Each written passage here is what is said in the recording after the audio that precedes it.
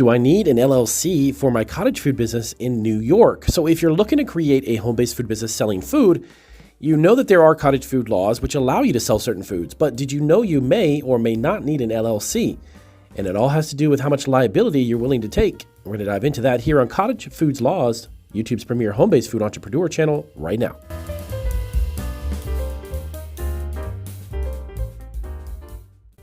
All right, welcome back to Cottage Foods Laws. Definitely hit the subscribe button if this is your first video on our channel here. My name is Damian Roberti. My wife and I, Sylvia, are food entrepreneurs. We have been for over 14 years, operating our e-commerce businesses, brick and mortar bakeries, and even home-based food businesses ourselves. So I'm going to give you some information and a little bit of a rundown as to why LLCs are not necessarily needed, but you should have one. And of course, always check the resources down below this video in the description section. We always give you a whole bunch of great links to help you get your business up and running very quick and easy. Now, double check. Now, if you're looking to create a home-based food business in New York, whether you need an LLC, which is of course a limited liability company for a cottage food business, depends on several factors actually, including your business goals, the level of personal liability protection you desire, and of course, specific local regulations. Now, the New York State Department of Agriculture and Markets oversees cottage food operations, which are allowed to produce certain types of foods considered to be what they call low risk of foodborne illnesses in your home kitchen and directly sell to a consumer. But I'm going to give you a few pointers as to here's some key reasons to consider having an LLC for your home-based food business, because there's a bit of a misconception out there that cottage food laws itself, in and of itself, will actually offer some type of protection legally if somebody were to get sick and sue you, or if there was some issue for a reason for a lawsuit, you may be actually liable personally. So number one, liability protection. Now, forming an LLC can provide you actually personal liability protection to the business owner. Now, this means that in case of a business debts or lawsuits, the owner's personal assets, things like, let's say, your home, personal bank accounts and such, are generally protected because the LLC itself would absorb all of that.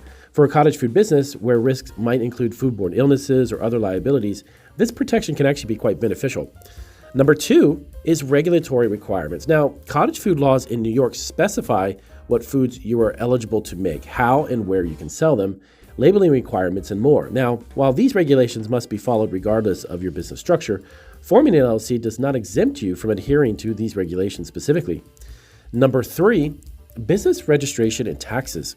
Now, this is a big one because opening a business from home, by the way, no matter what it is, just from my own personal experience, I am not a tax consultant at all, but I have been filing my business taxes for 14 years, so I can tell you this from my own experience. Business registration and taxes. Operating as an LLC may have different registration requirements and tax implications compared to operating as a sole proprietorship. There's actually a lot of great benefits to it. LLCs need to be registered, of course, with the New York State Department of Revenue. The process includes filing articles of organization and paying your filing fee, but once you get that done, you're up and running.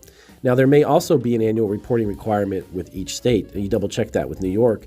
So that does have some benefits as an LLC. Number four, local regulations and permits. Now, besides state regulations, local health departments may have additional requirements or permits for operating a home-based food business. Now, it's important to check your local authorities and understand all of the applicable requirements. Number five, the biggest of them all, professional image and growth. Now, you know that you're going to grow and your business is not going to always be at home. So if you start out of the gate with an LLC, you create what's known as professional image and growth. Now, forming an LLC can actually enhance the professionalism of your business and potentially make it easier actually to raise capital if you're looking to get loans or even open a business account. Now, it's not a legal requirement, as I mentioned before, to form an LLC to operate the cottage food business in the state of New York, but it can be a wise choice for those seeking to protect personal assets and potentially expand their business in the future. So it's recommended that you consult with a legal professional, such as an accountant, to double check that. But I can guarantee you there's a lot more pluses to having an LLC than there's not. So if that helped you out, definitely give us a big thumbs up. If you have more questions about how to create an LLC, and again, you want to check down in the description sections. We made it really easy for you to check out online a whole bunch of really great resources, things like Inc Authority, Inc File. These are great places you can get started, and also it's very fast and quick. I'll see you guys in our next video.